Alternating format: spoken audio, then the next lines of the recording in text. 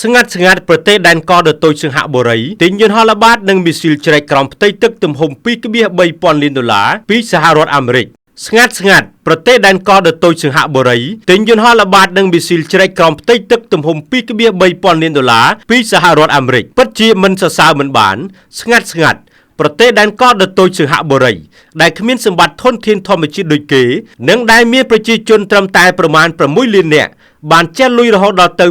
$2.3 លានអាមេរិកទិញយន្តហោះល្បាតនិងមីស៊ីលជ្រែកក្រោមផ្ទៃទឹកនិងយុទ្ធោបករណ៍ផ្សេងរហូតដល់ទៅ $2.3 លានអាមេរិកបង្កការភ្ញាក់ផ្អើលពេញពិភពលោកជាពិសេសនៅក្នុងតំបន់អាស៊ានតែម្ដងយោងតាមការចុះផ្សាយរបស់ទីភ្នាក់ងារសារព័ត៌មាន Reuters កាលពីថ្ងៃអង្គារទី 20 ខែមករាឆ្នាំ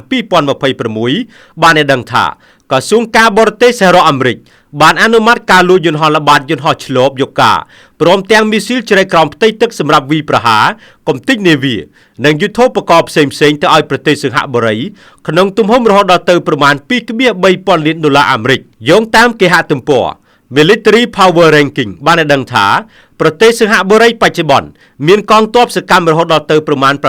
72,000 នាក់មានទាហានបម្រុងប្រមាណ 30,000 នាក់ដែលត្រៀមខ្លួនរួចរាល់ក្នុងការចូលសមរភូមិក្នុងករណីចាំបាច់ប្រទេសដែនកោះសង្ហបុរីដែលយោធាខ្លាំងមិនធម្មតាឡើយហើយខាងក្រោមជាព័ត៌មានត្រួសស្ដីពីកងទ័ពជើងគោកកងទ័ពអាកាសនិងកងទ័ពជើងទឹកកងទ័ពជើងគោកសង្ហបុរីមានរថក្រោះប្រភេទ Leopard PSG រហូតដល់ទៅ170គ្រឿងរថពាដែកដូចជាស៊េរី T-Rex និងស៊េរី Bionic ជាដើមរហូតដល់ទៅ 1,500 គ្រឿងកាំភ្លើងធំ 350 គ្រឿងកងទ័ពអាកាសសង្ហបុរីមានយន្តហោះចម្បាំងរហូតដល់ទៅ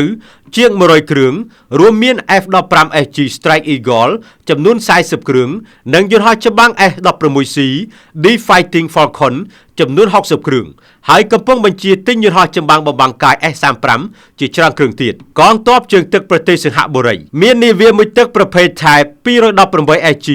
រហូតដល់ទៅ4គ្រឿងមាននាវាចម្បាំងមីស៊ីលស្វ័យនាំផ្លូវគ្រូសមីសលធុន Formidable Class រហូតដល់ទៅ6គ្រឿងនាវាចម្បាំងធុនតូច Corvette ចំនួន4គ្រឿងនិងនាវាល្បាតព្រមទាំងនាវា Remin ក្នុងទឹកសរុប10គ្រឿងសូមបញ្ជាក់ថាសព្វាវុធភាគច្រើនខាងលើគឺជាផលិតផលរបស់សហរដ្ឋអាមេរិកអ៊ីស្រាអែលអឺរ៉ុបនិងសព្វាវុធខ្លះផលិតក្នុងស្រុកប្រទេសសង្ហបុរីមានមូលដ្ឋានយោធាជើងទឹកសរុប8កន្លែងមូលដ្ឋានទ័ពអាកាស3កន្លែងនិងមានមូលដ្ឋានទ័ពជើងទឹក2កន្លែងហើយសូមបញ្ជាក់ថាបច្ចុប្បន្នគ្មានមូលដ្ឋានយោធាបរទេសអចិន្ត្រៃយ៍បោះទីតាំងជាផ្លូវការក្នុងប្រទេសសង្ហបុរីនោះទេ